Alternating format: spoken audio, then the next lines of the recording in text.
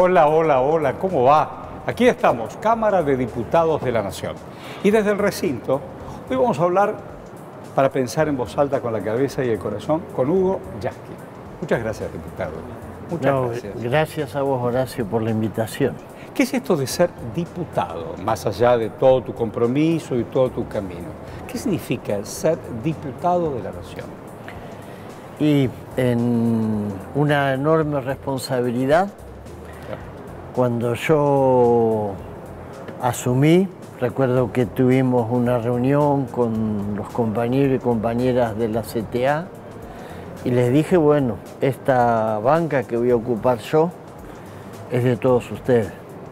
Es en representación de nuestra clase y fundamentalmente de la organización a la que pertenecemos, los docentes de CETERA, la CTA, los gremios de la CTA.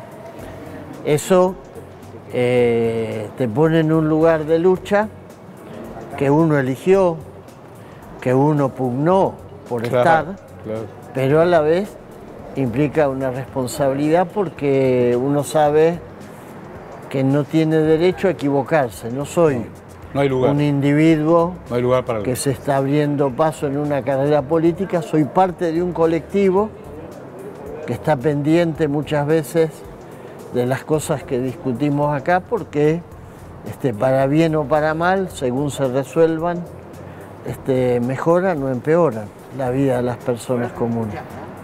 Vos, vos hablabas recién de un colectivo. Siempre participaste de espacios para defender al otro, para ser el otro o la otra en sus derechos, para reclamarlos, para reivindicarlos, para mejorarlos. Siempre te pensaste así y así te construiste. Pues es que ahora que lo decís vos, rápidamente me retrotraje al inicio y fue así. O sea, es que no lo había pensado, siempre fue en ámbitos colectivos. La primera vez que me dieron una responsabilidad fue en una escuela, en el... Es decir, que porque vos sos maestro. Yo soy maestro y me eligieron delegado el primero o el segundo año que trabajé. Había una huelga, había que elegir un delegado o una delegada. ¿Y te eligieron? Y me eligieron a mí. Y siempre representando colectivamente. En aquel entonces... ¿Vos eras el otro compañero o la otra compañera? Claro, había que ir al sindicato, había que ir a la asamblea de delegados, transmitir, volver, pero siempre en esa representación colectiva y después en el gremio docente de la provincia de Buenos Aires, después en CETERA, después en la CTA, siempre en esa construcción colectiva. Digo, ¿y en tu familia defendías al grupo de la familia? Y nosotros... ¿O viste que había otros referentes, digo, papá, mamá, algún hermano mayor, algún primo? ¿Cómo era eso? No, mi hermano también fue militante sindical, fue dirigente del sindicato de gas, que tuvo también sus momentos de lucha. Así que con él estaba en la CGT y yo en la CTA, pero más o menos compartíamos. Yo digo, en esa demarcación, digo, para ustedes que nos están viendo, hubo una Argentina de un trabajo legítimo, de empresas que eran del Estado, y hoy, en la informalidad, por eso la CTA, la MTA, hubo y empezaron a abrazar, a contener a todos aquellos que se iban quedando en banda. Sí, que fue la etapa en la que empieza a conocerse, empieza a visibilizarse la lucha del movimiento de los piqueteros, ¿no? Tal cual. Que claro, porque la gente cree o guarda en su memoria que lo único que hoy puede representar a aquel que pida alguna reivindicación son aquellos o aquellas que ven, si los ven en todo el país, en lo que pasa en la 9 de julio. Claro, y vos pensás que en los 90, cuando empieza este proceso de privatizaciones, vos aludías a gas como una empresa del Estado. Tal cual. Empieza a haber pueblos que se convierten en pueblos fantasmas. Tal cual. En la Cuando Patagonia. vimos la Patagonia, cómo se iba quedando. Claro. Entonces esa gente empieza a buscar la manera de visibilizar lo que era un drama oculto para aquella época, ¿viste? En la que... Década del 90. Década del 90, la convertibilidad había creado como una euforia ficticia. Sentir del 1 a 1. que, claro, que el dólar, que tu plata valía lo mismo que el dólar. Todo mentira. Que podías viajar por el mundo. Todo eso duró lo que dura una burbuja en el aire. Y entre tanto, la gente que perdía el empleo que había tenido durante toda su vida, y eran pueblos enteros, desaparecían de la vista de la gente y entonces empiezan a buscar la manera de visibilizar su drama con el corte de ruta. Ahí nacen los cortes de ruta que hoy mucha gente estigmatiza como si fueran parte de una especie de malicia de los que no tienen nada o están desocupados. De los que no tienen nada. Claro. Y que sin embargo era la única forma de ser vistos, no la única manera de aparecer en un noticiero. Los pueblos fantasmas, cuando alguien, y además tuvo nombre y apellido, todo lo de Menem, con todo su proyecto de Dromi y la privatización, que el ramal que para, ramal que cierra, claro. Lo cerró el pueblo. No es que cerró el tramo aquel que trasladaba, cerró el pueblo, con todos sus habitantes. Sí, sí, cerró el pueblo, ¿no? Como que de pronto se clausuraron historias que tuvieron... Porque digo, para los más nuevos, lo más impactante fue la pandemia, donde todo el mundo cerró y nos guardamos para ver de qué manera nos cuidábamos, vivir o morir. Pero esto fue una decisión del Poder Ejecutivo. Claro. Yo este pueblo no me interesa, no lo voy a fabricar más, lo va a fabricar alguien porque vamos a abrir importaciones y se terminó. Y los servicios le pido a una empresa internacional y se los doy. Claro, cerraban pueblos como si fueran empresas que entraban en quiebra, tal cual, que dejaban de tener razón de existir. Vos fíjate, ¿vos te acordás que se hablaba de la Argentina inviable? Sí, claro, ¿cómo me voy a olvidar? Que había provincias inviables, que había gente que escribía como algo posible, claro, regionalizar el país y nombrar administradores regionales. Porque no tenía razón de ser. Esto pasó. Esto sucedió. Bueno, hoy son las consecuencias. Una vez más en estos días, tratando de ver cómo le pagamos una nueva deuda al fondo, y uno hace todo un recorrido, claro, en la historia contemporánea del siglo XX y ya el XXI, y estamos todo el tiempo con la dependencia. Claro. Claro, no es solamente liberación o dependencia. No, con una especie de condicionamiento. De condicionamiento, y como que va girando en un círculo que lamentablemente siempre vuelve a ponerte en el mismo lugar, ¿no? ¿Viste? Es como si estuviéramos en un juego, ¿viste? Esos juegos que tirás radio y vas corriendo la ficha. Retroceda 2. Claro, avance 3, toca, pero ¡pen! Cayó en el casillero, gobierno otra vez la derecha, retrocede a 15 casilleros, pierde una jugada y paga la deuda externa. Otra vez. Repasando tu vida, así, algunos que a lo mejor no tienen en detalle algunos momentos de tu vida. ¿Vos naciste en Ramos Mejía? Yo nací en Ramos Mejía en el año 1949. Ramos Mejía era todavía pueblo. Era un pueblo importante. Sí, un pueblo importante. Después ¿Era una ciudad ferroviaria? Era una ciudad donde había todo nació a partir de ferrocarriles oficiales. Había muchos ferroviarios, y era un pueblo, digamos, que estaba en una especie de... En ese momento era como a mitad de camino de lo que sería el centro. El tren llegaba a Plaza claro. 11. Uf, claro. Y terminaba en Ituzaingó. Y ahí tenés recuerdos no solo de la infancia, colegio, amigos, juegos. Y sí, ahí hice toda la escuela primaria. Mi abuelo ¿Cómo se llamaba ese abuelo? Era un personaje, Salomón. Salomón ¿Y Yaqui. Salomón? Fue el ¿Sabía? primer concejal socialista No me digas. que tuvo el distrito de La Matanza. Él en el año 1930 fue concejal. Me imagino. ¿Dónde te sentás vos? Acá, Yo ¿dónde estoy te sentás? sentado por allá, ahí. Me imagino que las alas del abuelo ahí están. Sí. Porque él sí. cuando se sentaba en esa banca en La Matanza, mira, soñando para adelante, ¿quién hubiera dicho que este nieto hoy también pelea por los derechos colectivos? Sí, y era ¿Y quién era ese? Era un farmacéutico, la farmacia inglesa de Ramos Mejía era famosa, era una especie de curandero, de médico, hacía un poco de todo. Sabía porque todo. En Usted esa sabe, época, don Salomón, tengo tos. es, Y agarraba el envase y el tipo iba, él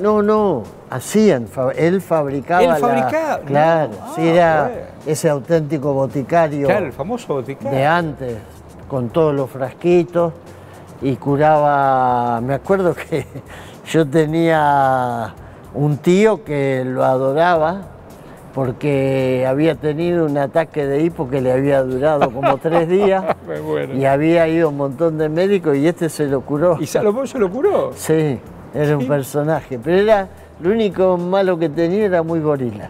No me diga. Era muy ¿Pero qué, gorila. socialista? Era gorila? socialista, pero te imaginas, del año 30, el socialismo fue parte después de la Unión Democrática. Tal cual. Es cierto. Mi abuelo un par de veces, La Alicia Moró Justo. Mi abuelo un par de la veces- quiere, la respeta y la recuerda.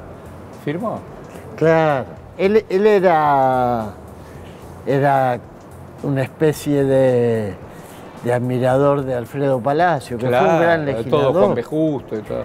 Respeto. Un gran legislador. Y en las discusiones que teníamos después, Vos ya cuando grande. yo ya era más grande y me hice peronista de joven, ¿Y qué le decías al abuelo? entonces él me decía, A ver, ¿qué pero te decía? vos no te das cuenta, me decía, que todo lo que hizo Perón se lo robó Al a los socialismo. proyectos de Palacio.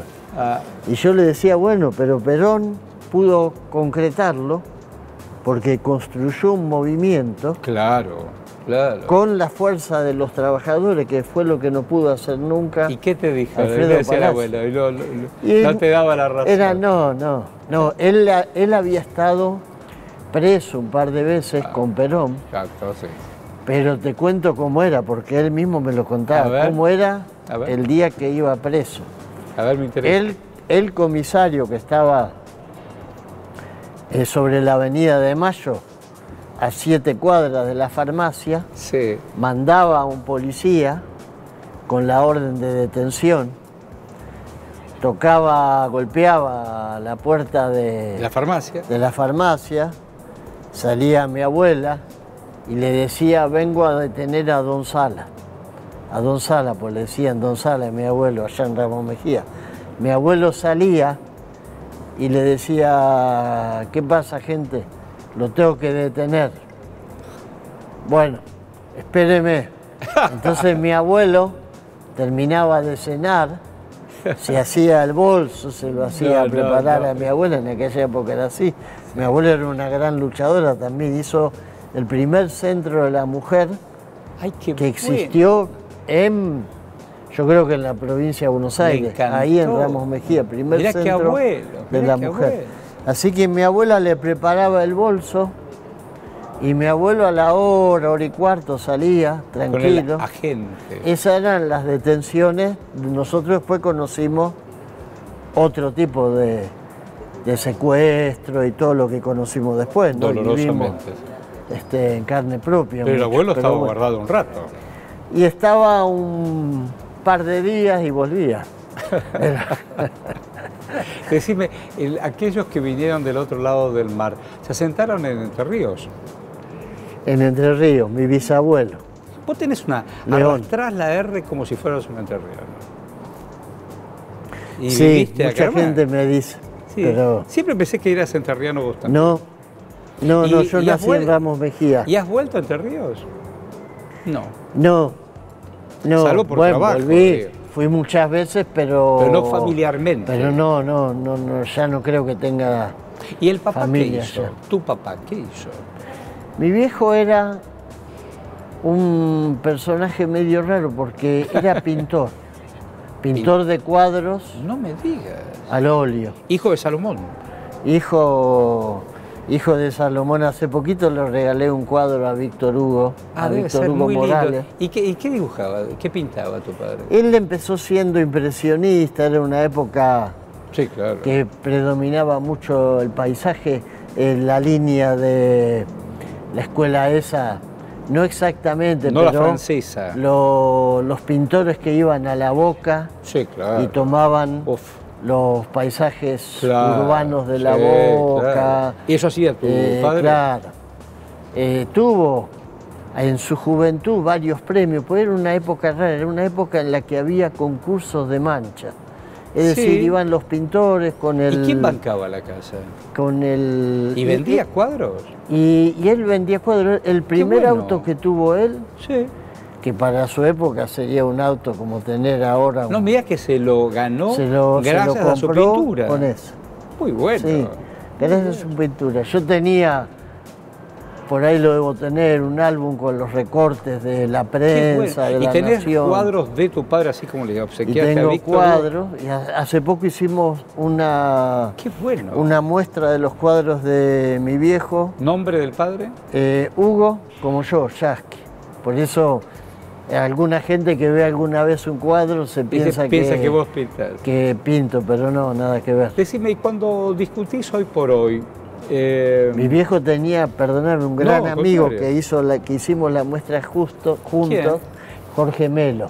Ah, mirá. Un hombre, un personaje también. Era un hombre que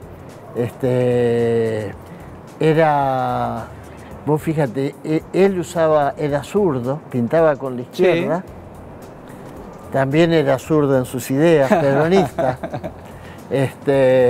Y vos sabés que perdió el brazo en un accidente de auto. Y justo Bueno, hay un pintor que es Portinari, que también Claro. perdió su brazo y fue un gran pintor. ¿no? Sí, este también. Cándido Portinari. Sí, este era un gran maestro también. Jorge Melo, eran muy amigos. Y ahora hace poquito hicimos una exposición juntos. La organizó Avellaneda, la gente de Ferrarese. Decime una cosa, ¿qué proyectos tenés acá? Vos integrás, entre otras cosas, la Comisión de Derechos Humanos.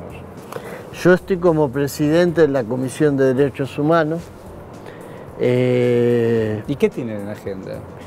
Y teníamos en agenda un proyecto muy importante que por ahora quedó Ahí a mitad de camino. frisado, que es el de violencia institucional, un proyecto, pero Más oportuno imposible. sí, pero el clima no da el clima y no da tampoco. Yo digo, hoy y ayer y anteayer y digo, las diferencias son brutales. Sí, Porque parecen como si fueran incongeniables.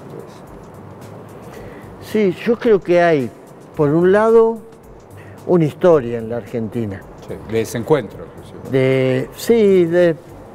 Viste, el antiperonismo Sí, claro. engendró esto que estamos viviendo, que sería el antikirchnerismo, ¿no? Sí. Es cierto también que hay mucha gente que dice, y es verdad, Donald Trump, Bolsonaro, hay un fenómeno mundial. Sí. Hubo siempre construcción de la No violencia decirle, simbólica. no abrir el juego en Chile para que Boric pueda hacer reforma de una constitución, todavía de Pinochet. Claro, pero bueno, en ese clima de polarización que existe en el mundo, calza perfectamente esto que en parte tiene mucho de Consenso, ¿te nuestra parece? propia historia, que es esta grieta, esta utilización del odio como parte de la estigmatización, como parte de la descalificación Del otro. del otro, del que tenés enfrente. ¿A vos te encaran así con la violencia de la intolerancia? ¿Sentís eso? Sí, Sí, no... Digo, el debate es abierto, no necesariamente acá. No, de pronto he tenido, sí, episodios. En general, por el lugar que yo ocupo dentro del movimiento sindical, hay una idea de estigmatizar al sindicalismo y, por supuesto, le cabe el sayo a los sindicalistas. Vos viste, sí, claro. Hay ejemplos muy concretos, ¿no? La Gestapo sindical, Eso es tremendo. el intento de convertir la persecución. Y vos fíjate que esa mujer que hoy ocupa una banca, que fue gobernadora, organizó también todo ese entramado. Sí, sí. Y hablan de democracia y de república. Claro, y yo creo que es un problema que tenemos que resolver, porque en un país como la Argentina, donde el sindicalismo ocupó históricamente un espacio importante. Muy importante. Y no hablo solamente desde el 17 de octubre del 45. Porque hay mucha gente... Uno cierra los ojos y puedes cruzarte con el Cordobazo, la resistencia del 76 al 83, la cantidad de obreros y obreras desaparecidos. La Semana Trágica, la Patagonia Trágica. Es decir, Argentina tuvo un sindicalismo fuerte desde principios del siglo XX. Tal cual. Hay muchos, la Patagonia rebelde que contaba el amigo Bayer, claro, no es fantasía. Muchos ignorantes de derecha que no conocen historia, no tienen idea. Mucho menos historia sindical, que se piensan que el movimiento sindical nació con Perón y con el peronismo. No, en la Argentina la central sindical, la CGT, era muy fuerte. Muy fuerte. En el momento en el que el 17 de octubre, que la gente no era peronista. Oficios que... Vos, algún ignorante puede decir, los peronistas hicieron el 17 de octubre. En realidad, cuando se hizo el 17 de octubre, los obreros eran o socialistas o comunistas, anarquistas, o empezaban a tener alguna expectativa en Perón. Pero en el mundo pasaban otras cosas. Era preexistente eso al peronismo. Tal cual. Y vos fíjate, con un movimiento sindical tan fuerte, constitutivo de la democracia y de la cultura política de los argentinos, hoy tenés a alguien que quiere ser candidato a presidente, como el señor Mauricio Macri, que dice al sindicalismo hay que matarlo, como a esos caballos que, habiendo llegado al final de su vida, hay que hacerlos morir indoloramente. Decimos, a mí me duele hasta pensar cada palabra. Alguien que quiere ser presidente de la Argentina, es decir, ahí hay tanta violencia. ¿Qué te parece? Hay tanta premonición. ¿Qué te parece? De en una banca hay un diputado que ha pedido la pena de muerte. Bueno, sí, señor. Vos me decías. Dice, bueno, que... te rectificás, no lo voy a decir más públicamente, pero el tipo lo piensa. No, claro. Yo creo que ese señor, en nombre de la democracia, no puede ser diputado. No, me parece que no, me parece que acá hay un cuerpo colectivo. Y será un debate que habrá que darse. Digo, en esa Comisión de Derechos Humanos, alguien lo tiene que plantear. Claro. Y después tenemos proyectos importantes en la Comisión de Trabajo. Muy bueno. El proyecto de reducción de la jornada laboral. Cuando otros quieren multiplicarla, ¿no? Que vos fíjate, Argentina, contra esa cultura de los sectores dominantes que miran poco despreciativamente a nuestra gente y dicen, al argentino no le gusta trabajar. Bueno, les notifico a esa gente que la Argentina tiene la jornada laboral más extensa del mundo, 48 horas semanales. Claro. No hay ningún otro país, o mejor dicho, son pocos los países que todavía tienen la jornada de 48 horas como la Argentina. Ese es un proyecto, reducir esa jornada. El otro proyecto es el de comités mixtos de seguridad e higiene, que está bastante avanzado. Digamos, constituir en cada lugar de trabajo un comité donde trabajadores, trabajadoras y empresas y representantes empresarios discutan las condiciones para garantizar la reducción de los accidentes, garantizar, como en el caso del COVID, la reducción de la la posibilidad de contagios. Ese es un proyecto también que tenemos, que es importante. Y bueno, hay otros proyectos que en este momento estamos tratando. Estamos con el diputado Hugo Yasky. Apenas una pausa y ya volvemos.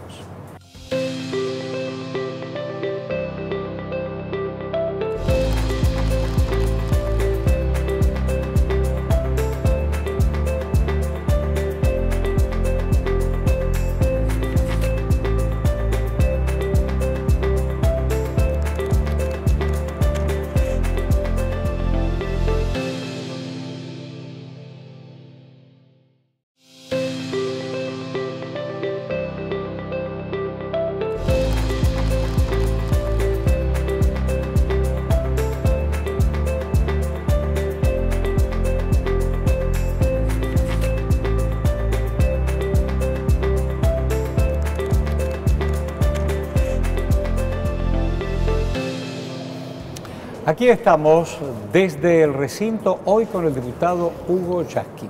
Decime, ¿y por qué fuiste maestro? A ver, me hablaste del farmacéutico. Sí. Me hablaste del pintor. ¿Y vos por qué fuiste maestro? Porque tenía toda la familia que eran... Mi madre era profesora de inglés. Ah, la mamá, mirá. ¿Cuál era el nombre de tu madre? María Esther. María Esther Albano, era de una familia de italianos. Albano. Sí, Albano.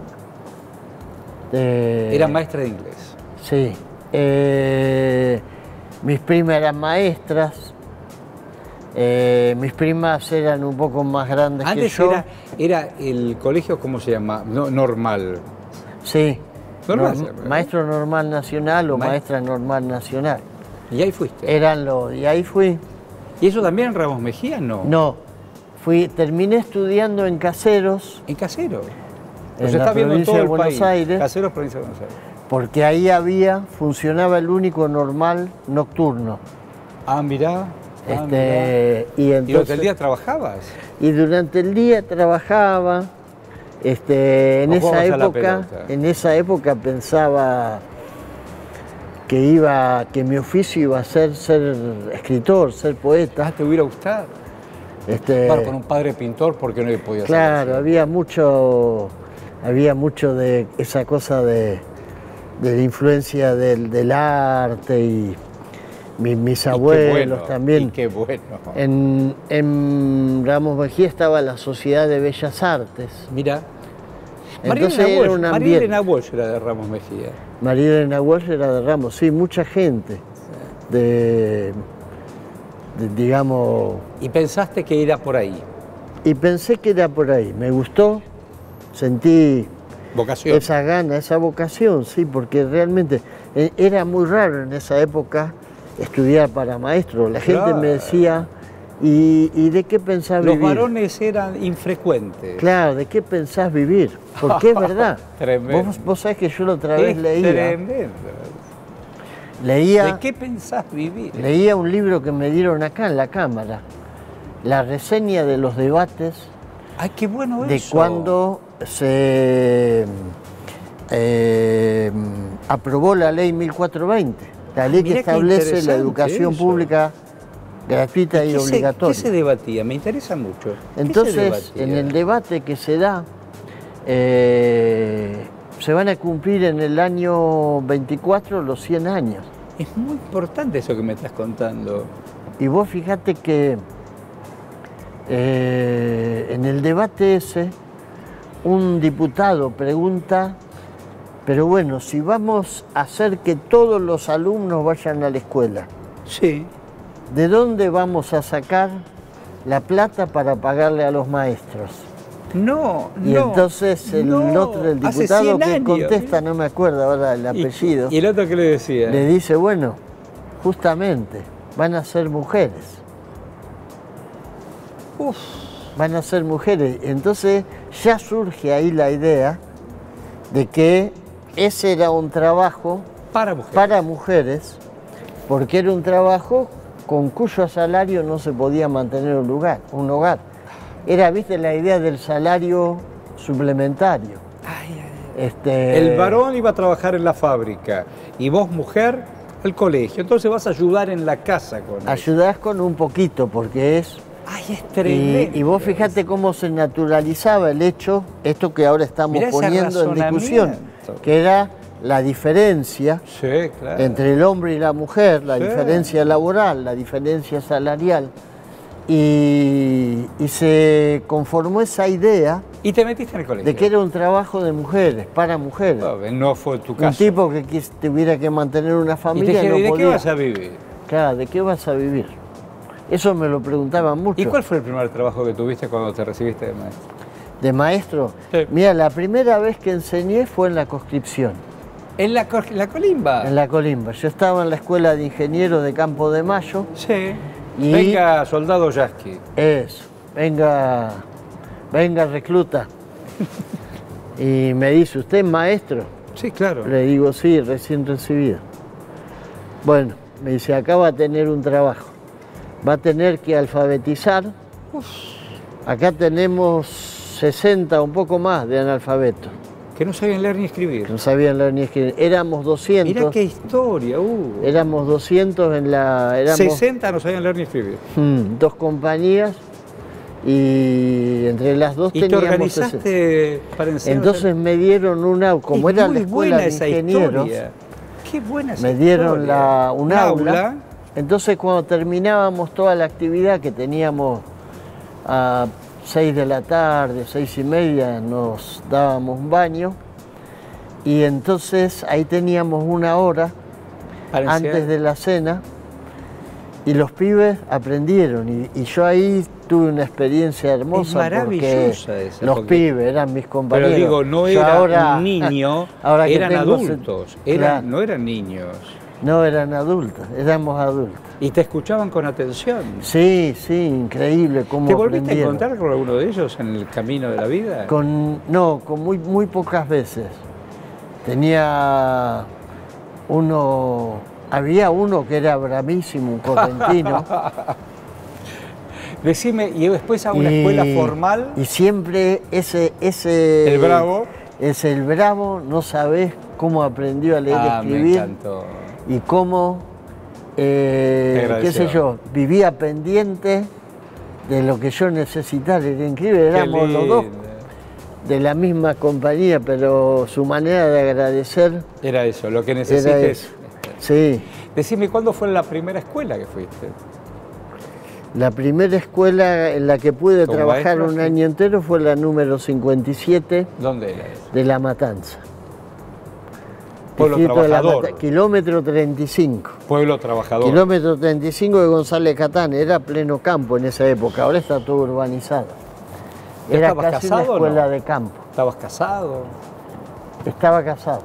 Es decir, que con ese sustento había que bancar la casa. Sí, pero en esa época fue una época en la que los salarios, con muchas luchas en el medio, se empezaron a recomponer bastante. Yo me acuerdo que en el año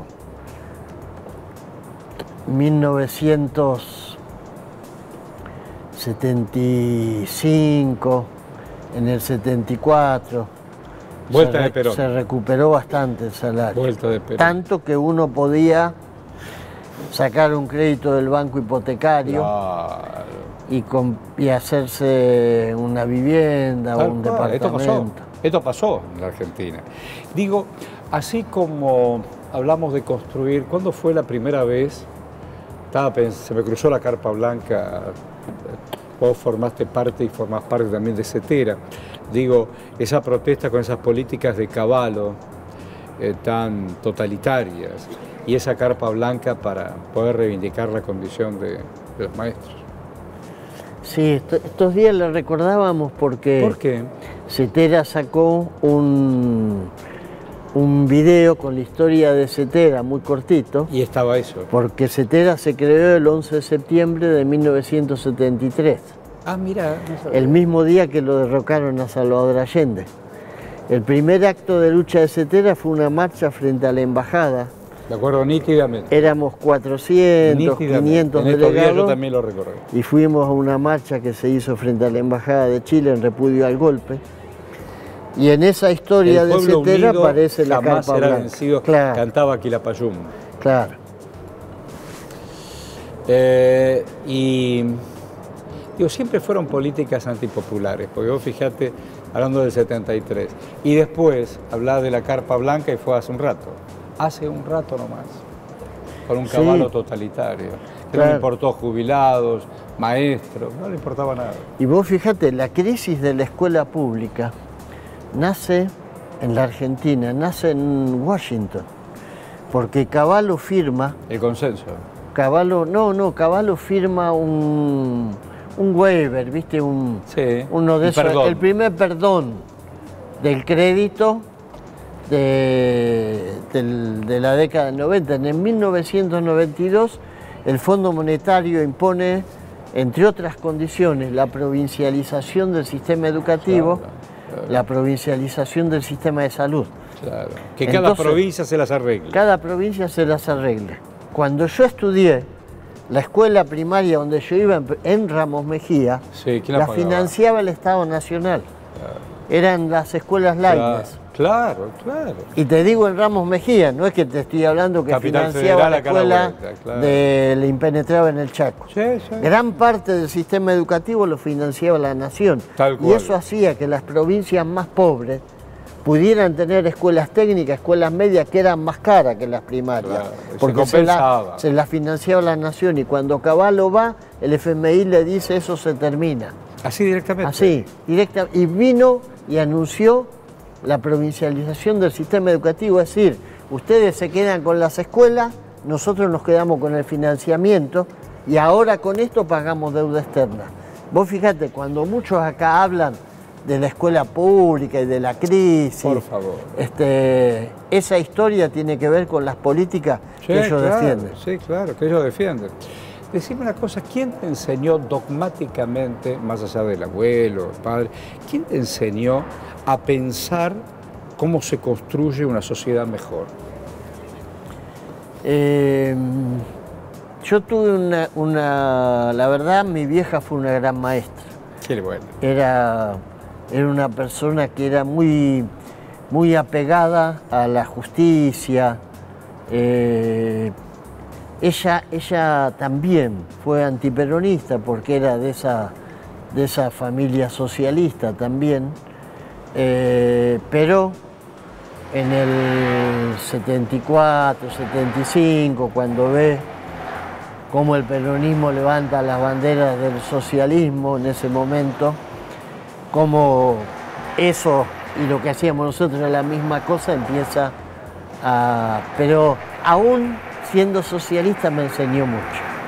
¿Cuándo te eligen como secretario dentro de la organización? ¿Y por qué te eligen a vos?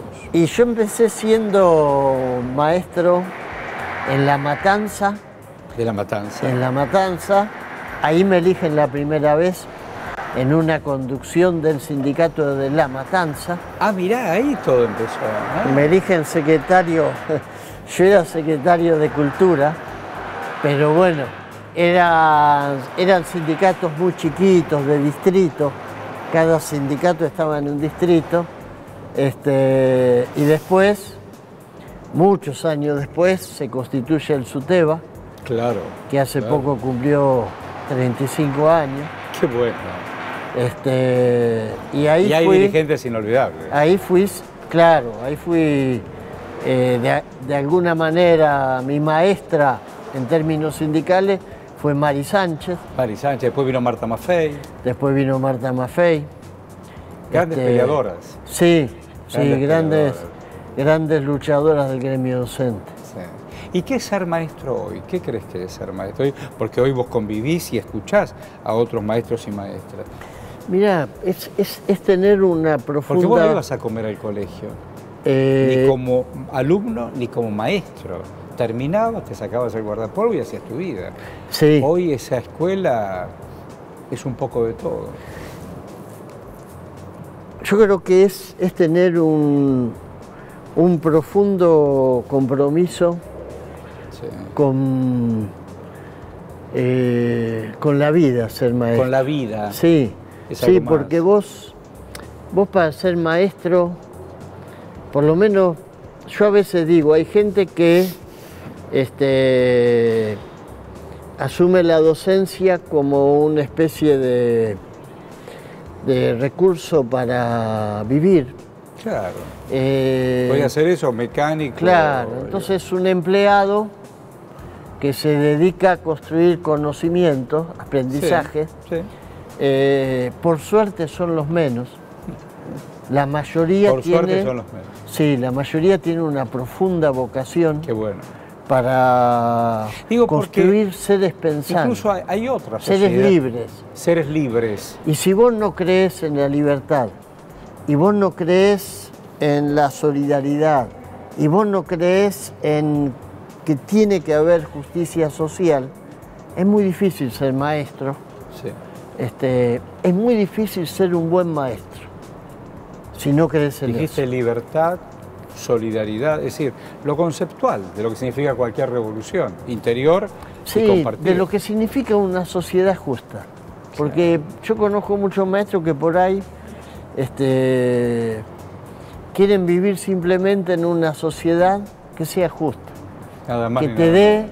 el reconocimiento porque trabajás y te mereces un salario digno, que no te suelte la mano si necesitas el hospital público, que te permita llevar a tus hijos y sentir que en esa escuela van a salir mejores. A mí me pasaba muchas veces Contame eso. que me mucha interesa. gente me traía a su hijo y me decía, maestro, yo no terminé la primaria, me decía la mamá, pero le pido por favor, sáquemelo bien, porque yo quiero que este chico tenga una vida mejor que la mía. Son palabras textuales, pues yo escucho. Sí, sí. Esa, sáquemelo bien. Y cuando vos asumís ese chico, es un enorme compromiso. ¿Qué Vos sabés te que no le parece? podés fallar. Pero, ni oye, al chico, ni a la la madre, madre, ya de- ni al también. padre que no te vino a ver porque está laburando y que por ahí lo conocíamos Del barrio. del barrio, de cruzarnos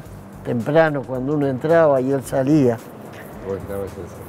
Yo digo, hoy la sociedad se rompió en diferentes lados. Las familias constitutivamente no todos los padres son padres, no las madres. Está la abuela, está la tía, está el barrio, el más precario que cuida al pibe porque la madre trabaja todo el tiempo, o el padre se ausentó, o viceversa. Y ese maestro o esa maestra tiene que hacer todo un poco. Sí, sí. Y uno, que esto es algo que lo decía Paulo Freire. Vos sabés que Uf. Bolsonaro lo prohibió a Paulo Me Freire imagino. en las escuelas de Brasil. Lo prohibió, dijo, a partir de Estamos ahora, hablando de un gran escuela pedagogo. sin política. Vos fijate, el otro día Clarín titulaba que había adoctrinamiento político en las escuelas lo vi. porque los maestros habían hablado del intento de asesinar a la vicepresidenta. Como si vos en la escuela pudieras negar lo que el pibe escuchó.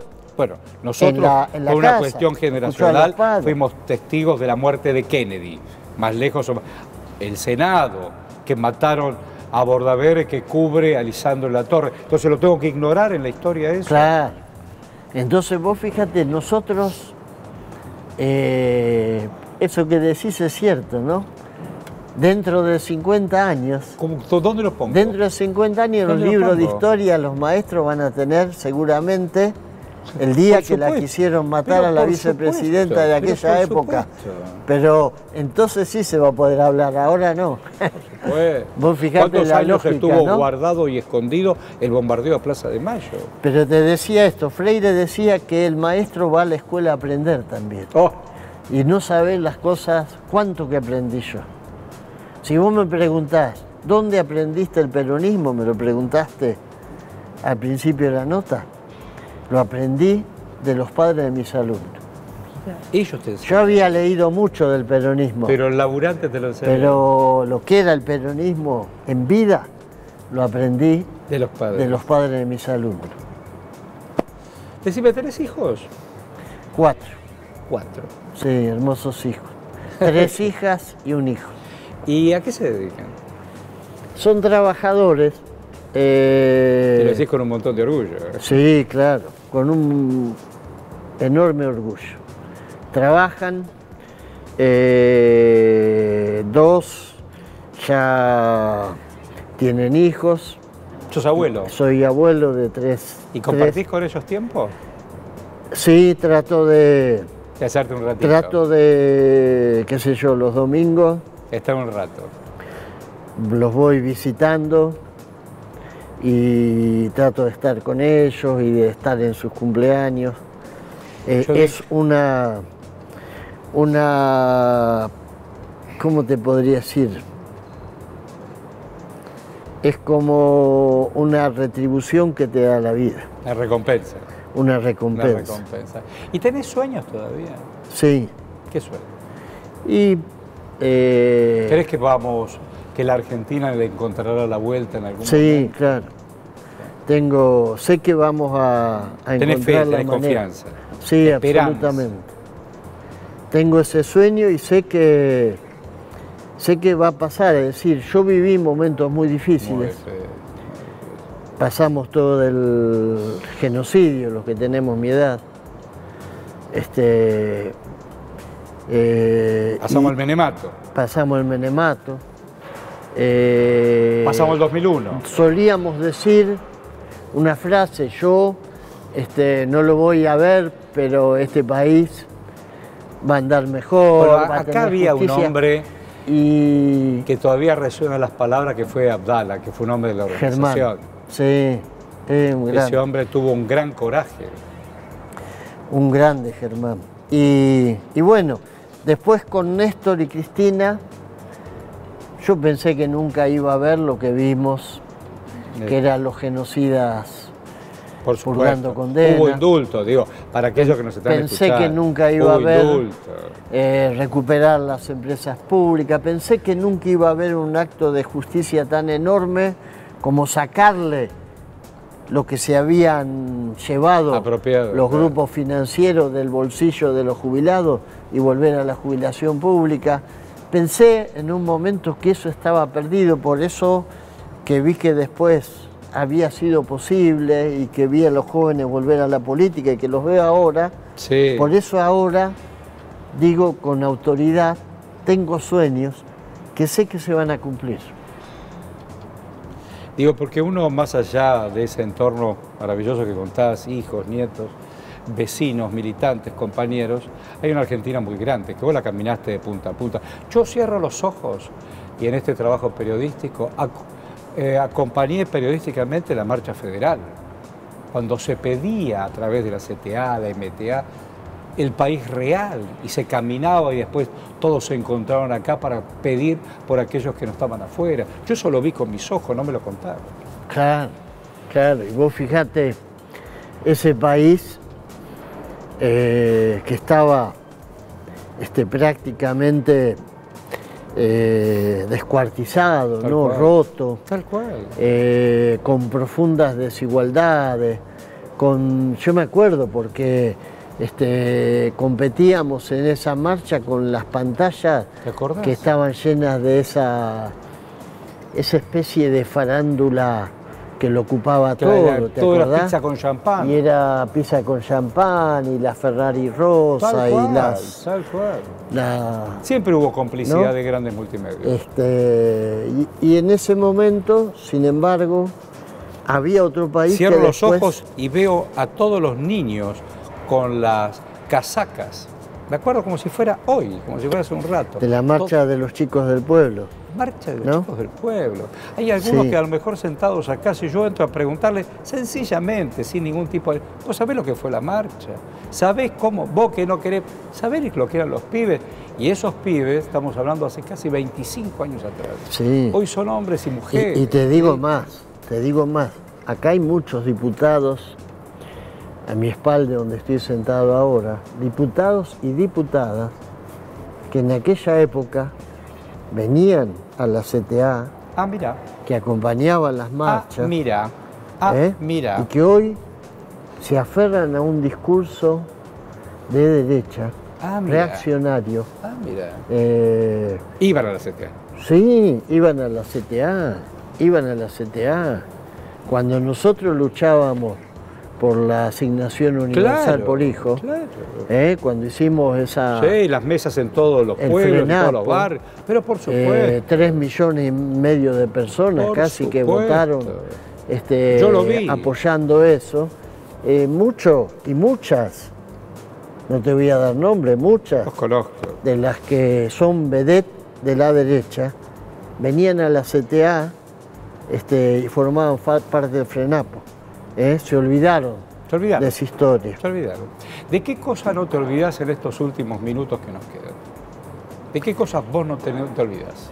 De mis compañeras y compañeros que están luchando en situaciones muy difíciles, tratando de no bajar los brazos, tratando de no dejarse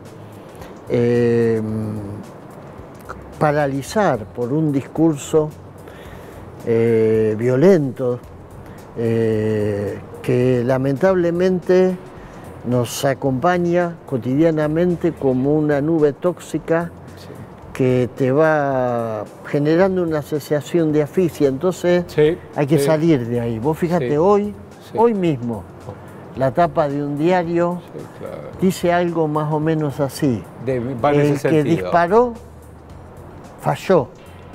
El que la va a condenar no tiene derecho a fallar. Vos fíjate. Ese es el mensaje del principal diario de este país. Yo te digo un montón de gracias. No solamente nos ayudás a pensar en voz alta, sino con el mejor corazón. Muchas gracias por tu compromiso de siempre. No, gracias a vos.